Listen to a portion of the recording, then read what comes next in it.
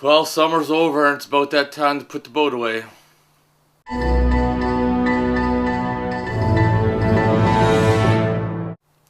Hey everybody, Jay from Bullshit Corner. Welcome to this video. In this video we are going to winterize the 1990 Malibu Skier. This is a direct drive engine. There's no leg involved. You really do not need an RV antifreeze to prepare this engine for winter. There's a whole bunch of drain plugs on it. You just drain all those plugs and then you're set to go. That's what I did the previous year. Didn't have any problems. But this year I have the heater involved, and the heater is up and is underneath where the driver's seat is. So I'm going to run probably about 6 liters of RV coolant through it. Let's go out to the boat. I got to drink my beer. I had a fail doing the brakes, and we got to get this shit done because I want to get rid of the boat, put it away for winter, and concentrate on other things. So the first thing I did was disconnect my line and close my drain plugs right there, because this line still has water in, as you can see, so that's not good. That would freeze up, because freeze up's coming pretty soon. So I'm going to connect my little jig and we'll be set. So I connected that to my suction. There's a ball valve and then the garden hose. And I'm going to connect that to the coolant. Alright, so I already got 2 jugs in. It didn't look like it was going to suck on its own. And with these water pumps in the boats, if they run dry for a few seconds, they fucking blow up. Just like if you would have saw my last video when I spent $80 and rebuilt the pump. So now I'm just got a funnel in it and I pour the coolant in it as it's running, and that seems to be working pretty good so far. And maybe this jug and another one, and that should be good. So the next step I do is I remove the plugs for your manifold block.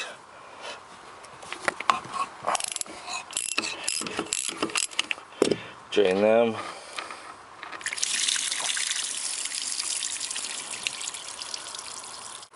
And it's nice and pink and rusty. Then I open up the drain on that side of the engine and do the same to the other side. So you can see it draining out. It's pretty pink. I'm not worried about water. But this is an important one to get out too. This is your heat exchanger between your suction and your tranny. This is the first stage, so you want to remove that plug as well. And that was all pink coming out of there as well, so I know there's no water. Now on the Chevy V8, this is your heater line here, and it comes in on the top of your intake of your manifold. It's kind of hard to see. If you want to blow through that through your heater, you can use compressed air, but don't use any more than 1 to 3 pounds per square inch, because you don't want to blow the fucking heater core up. So I did it on mine, and it was all pink as well. So I got RV antifreeze throughout the whole block, and it's drained now. So we're all winterized, ready to go. It's gonna remove the batteries, and this part's finished. So the batteries are disconnected, gonna yank them out. I got a battery disconnect right there that I use otherwise, but during the winter I don't like to store my batteries in the boat. I like to keep them in the garage. That way I can hook up a charger to them time to time and make sure that they stay charged up.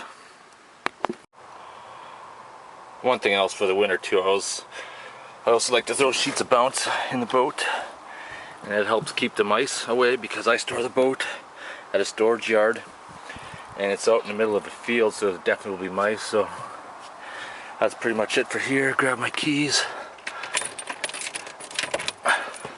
That stereo's a piece of shit. Next year it's coming out because I'm gonna re-fucking wire everything because it's a mess.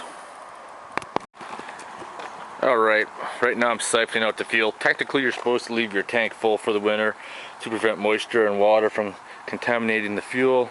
But last year I fucking filled it up. It's $120 to fill it up.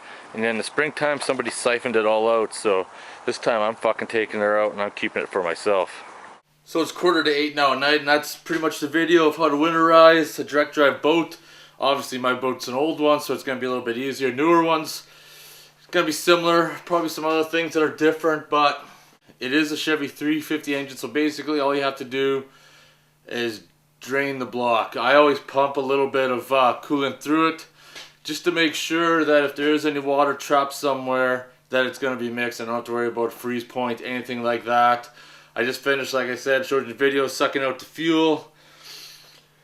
Like I said, I probably got about 80 liters of fuel out of it, and put it in my Jeep and my truck, and basically I don't really care It's got a water separator filter on it. In the springtime, I'll just change it out after I fill it up and run it for a bit. And full of mosquitoes in my garage now because I had it open all afternoon, and I'm probably gonna get the fucking West Nile virus. So anyways, that's the video. If you have any questions, comments, or concerns, post them below, and thanks for watching. Fucking cheers.